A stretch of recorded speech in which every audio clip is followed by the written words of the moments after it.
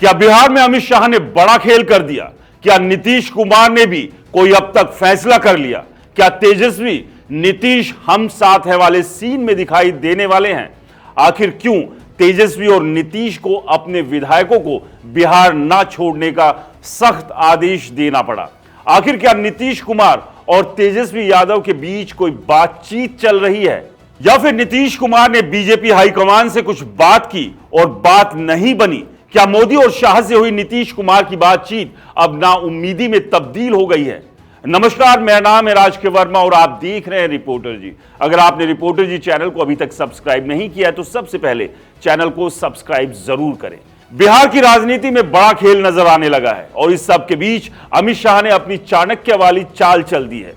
लेकिन इन तमाम बातों के बीच में सबसे जरूरी ये सवाल है कि नीतीश कुमार ने ऐसा कौन सा फैसला ले लिया जिसके बाद जेडीयू के विधायकों को, यहां तक कि तेजस्वी यादव को भी अपना कार्यक्रम छोड़कर पटना वापस आना पड़ा और जेडीयू और आरजेडी दोनों ही पार्टियों के विधायकों को बिहार ना छोड़ने की हिदायत मिल गई, निर्देश दिया गया, साफ साफ शब्दों में कह दिया बिहार से बाहर कदम नहीं रखना है। अगर किसी को कहीं जाना है तो पहले पार्टी को इन्फॉर्म किया जाएगा। अब इन सब से आप भी अंदाजा लगा सकते हैं कि मामला हल्का नहीं है।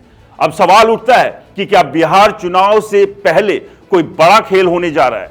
दोस्तों, क्या कोई जाल बुन रहा है? ये सब मैं क्यों कह रहा हूं और ये सब सवाल क्यों उठ रहे हैं, ये भी आपको बताएंगे। लेकिन इन सवालों से बीजेपी को दिक्कत हो सकती है। ये सवाल ही नहीं, शोला है जो इस वक्त भारतीय जनता पार्टी के आलाकमान के सामने उनके सीने पर लौटने जैसे हैं, क्योंकि उनकी सियासी जमीन को खोदने वाले ये वो सवाल है जो खोदी हुई जमीन को पाट सकते हैं। बिहार में हाल के दिनों में आपने देखा होगा जिस तरह से अमित शाह ने बिहार में नीतीश कुमार को चेहरा बनाने को लेकर उनका जो बयान आया कि बीजेपी की पार्लियामेंट्री बोर्ड तय करेगी, बिहार में बिहार की राजनीति में हलचल मच गई। लेकिन दिलीप जायसवाल ने उसको बैलेंस करने के लिए एक अपना बयान दिया, जो कि बिहार बीजेपी के प्रदेश अध्यक्ष हैं। लेकिन इस बीच में एक और फैसला अमित शाह ने कर लिया, एक और स्टंट कहें या पॉलिटिकल स्टंट बिहार की राजनीति के लिए ले लिया, जिसकी भनक नीतीश कुमार को लगी और उसके बाद में नीतीश ने भी अपना फैसला सुना दिया। आपने देखा होगा बिहार में हाल ही में जो बिजनेस मीटिंग चल रही थी, नीतीश कुमार जिसको लेकर पिछले काफी दिनों से तैयारियां कर रहे थे, लेकिन नीतीश कुमार उसमें पहुंचे तक नहीं, यहां तक कि अपने कार्यक्रम को रद्द कर दिया। नीतीश कुमार का जो दौरा था, जो यात्रा थी, उसको भी रद्द कर दिया गया। लेकिन अब यह कहा जा रहा है कि नीतीश कुमार किसी से बात नहीं कर रहे हैं। बीजेपी के कई सारे फोन कॉल्स उनके पास गए, लेकिन नीतीश कुमार ने फोन नहीं उठाया।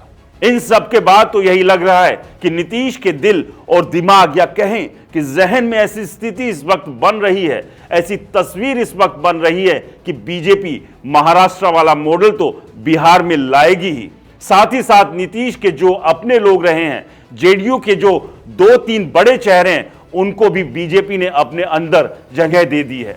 ऐसे में नीतीश कुमार की राजनीति बिहार में कहां जा रही है, ये नीतीश कुमार सोचने लगे हैं। नीतीश कुमार ने देर रात अपने सहयोगियों के साथ में, अपने पार्टी के बड़े नेताओं के साथ में मीटिंग की है, यानी बैठक की है। यह माना जा रहा है, कहा यह जा रहा है कि किसी तरह से तेजस्वी यादव तक भी एक मैसेज पहुंचा।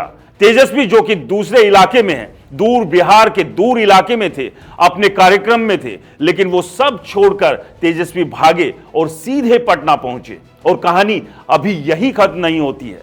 इसके बाद तेजस्वी यादव अपने विधायकों के साथ में, अपने पार्टी के वरिष्ठ लोगों के साथ में मीटिंग करते हुए दिखाई दिए, ऐसा कहा जा रहा है। खैर, इन सब को लेकर बिहार की राजनीति को नजदीक से देखने वाले और समझने वाले भी बता रहे हैं कि दिल्ली में बिहार बीजेपी की पूरी यूनिट बिहार से उठकर दिल्ली पहुंची है, दिल्ली में बैठी हुई है। बीजेपी हाईकमांड ने उनको दिल्ली में तलब कर रखा है, इनकी यहां पर मीटिंग होने जा रही है। दूसरी तरफ जेडीयू के सारे नेता बिहार में इस वक्त नीतीश कुमार के साथ गोटियां फिट करने में लगे हैं। तीसरी तरफ तेजस्वी यादव एक नई हलचल के साथ में बिहार के राजनीति के लिए एक नई स्क्रिप्ट लिखते हुए दिखाई दे रहे हैं। ये तीनों कहानी एक ही वक्त में चल रही है, जो इस वक्त देखी जा रही है।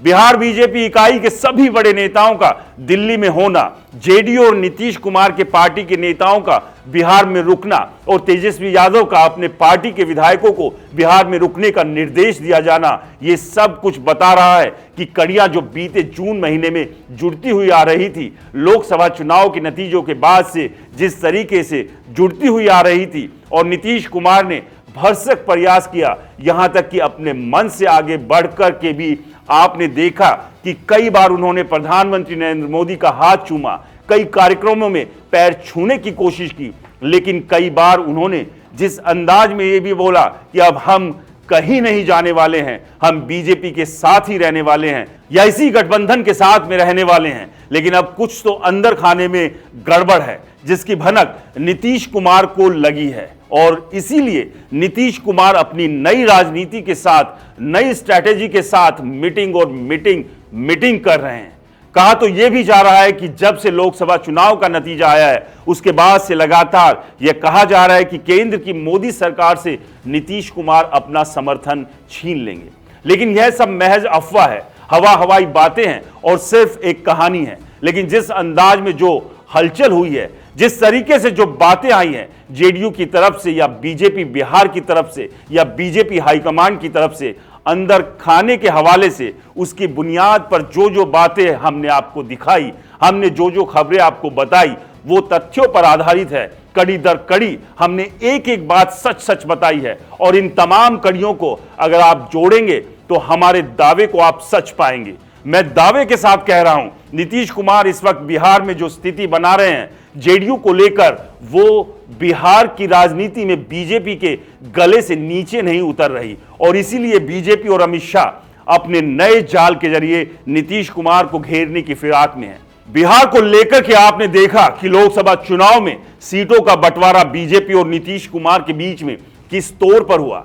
एक सीट बीजेपी के पास ज्यादा थी, लेकिन बिहार विधानसभा चुनाव को लेकर तभी एक तरीके से तय हो गया था कि बड़े भाई की हैसियत से जेडीयू रहेगी, यानी कि ज्यादा सीटों पर जेडीयू के नेता और प्रत्याशी लड़ेंगे। मगर महाराष्ट्र और हरियाणा विधानसभा चुनाव के नतीजे आने के बाद में महाराष्ट्र मॉडल को बिहार में अपनाने की बातें सुनाई दे रही है, और बीजेपी नीतीश कुमार को उतनी सीटें देने को तैयार है, ऐसा फिलहाल अभी दिख नहीं रहा, जिसकी उम्मीद नीतीश कुमार लगाए हुए बैठे थे। और ऐसे में नीतीश को यह लगने लगा है कि एक तरफ हमारी सीटों को गठबंधन के अंदर उसकी काट छाट करके बहुत सीमित किया जाना, दूसरी तरफ उसके साथ ही मुख्यमंत्री नीतीश कुमार के चेहरे पर चुनावी मैदान में ना जाना, जो कि अभी तक यह कहा जा रहा था कि उनके ही चेहरे पर चुनावी मैदान में जाएंगे, लेकिन अमित शाह के बयान ने सब कुछ साफ कर दिया।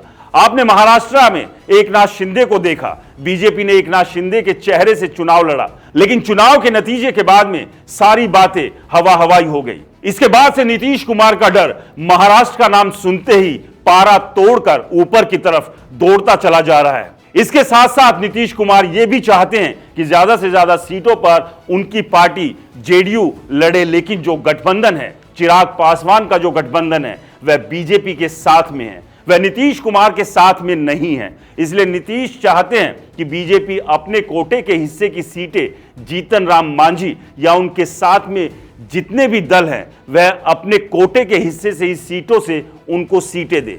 नीतीश कुमार इस पर अड़े हुए हैं, और आपने देखा कि उन्होंने एक नाराजगी दिखाई इंडस्ट्री समिट के वक्त में, जिस मौके पर उस कार्यक्रम में उन्हें होना चाहिए था, मगर बीमारी की बात कहकर वह घर पर ही रह गए, और अचानक उनकी बीमारी 2 दिन में ठीक हो जाती है, उनका स्वास्थ्य पूर्ण स्वरूप से ठीक हो जाता है और नीतीश कुमार एक्टिव हो जाते हैं। ये सारी की सारी कड़ियां ऐसी है जिसको लेकर के इस वक्त जोड़ा जा रहा है, और वहीं दूसरी ओर चिराग पासवान क्या एक बार फिर से उस स्थिति को दोहराते हुए नजर आएंगे जो उन्होंने पिछले विधानसभा चुनाव में किया था। और वही चिराग के चाचा पशुपति पारस की क्या स्थिति होगी, और इसके अलावा बिहार के अंदर नीतीश कुमार कैसे अपना झंडा लहरा पाएंगे, ये सब सवाल भी खड़े हो चुके हैं। फिलहाल इस वीडियो को यहीं पर विराम देते हैं। हो सके तो बिहार की राजनीति पर आप कमेंट्स करें, कुछ अपनी सलाह दें, अपनी बात रखें, हम जरूर पढ़ेंगे, और अच्छा लगा तो उसे वीडियो में भी शामिल करेंगे। नमस्कार।